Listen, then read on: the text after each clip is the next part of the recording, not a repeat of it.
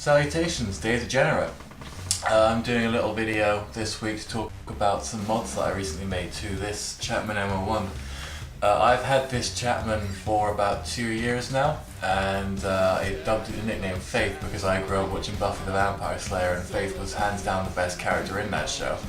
But I was sort of wanting to make changes to it, and initially what I did for ages was I had an EMG 81 in the bridge, and that was great for what it was at the time, what I needed it for. It was just playing full on metal. I decided recently that I wanted to have something that was a little bit more versatile, so I decided I was basically going to rewire the whole thing, because when I actually put the EMG in, I took out most of the electrics in order to make the EMG work. Basically it was an active pickup, so I needed a 5K pot and all that kind of thing, so it was just the pickup, the pot and the output that were selected. I decided I wanted to use all the hardware, so I replaced the active EMG with a passive Seymour Duncan JB. If you've seen a previous video I made on my gym route Telecaster, I have the same pickup that I put in that one and it sounds awesome. But I decided as well that I was just going to mess around with the way that it was hooked up and cater it a bit more to my needs. So I'll show you what I did, and there'll be some audio samples and you can hear that. And then what I might do is I might compare the JB in this one to the JB in the dim route, so that you can see what kind of difference the tone would make, because I personally do not believe that it's just a pickup. But here goes. So, if you're familiar with the way that Chapman ML1s are wired, you'll know this is not the way they come stock. This is actually a volume pot. I'll quickly break it down for you now. What they actually do naturally is they've got 2 single coils and a humbucker. The middle single coil is actually connected to a coil tap, so it only toggles when you actually have the multiple switch up.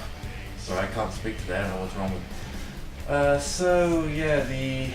Basically you can either have on a 3-way switch the neck pick up on its own, the neck and bridge together, or the bridge pick up on its own, or you can coil tap the bridge humbucker, and then you can get either that coil tap with the middle pickup, or you can get the middle and the neck together. What I've done is I've soldered the 2 single coils and the neck and middle together and put them onto a separate volume pot. They're both grounded in here. And then there's another volume pot for the Seymour Duncan JB. So this does actually remove the coil tap, and it does kind of mean that the single coils have to be used together, but at the same time it opens up a load of new sonic things for me. I can actually turn the selector switch into a kill switch if I wanted to, if I ever wanted to just copy Tom Morello and do what he does, because I would do that actually. Tom Morello's a cool guy. I like Tom Morello's playing. I don't know what I'm on about. Anyway, that's roughly what I did. I actually had to take this bit out originally, the volume pot for the bridge. That's a new one. This is one that comes stock, because when I put the EMG in there, it was a 25k pot. That's a 500k pot.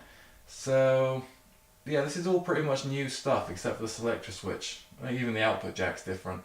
So yeah, here we go. So I'm going to stop saying so.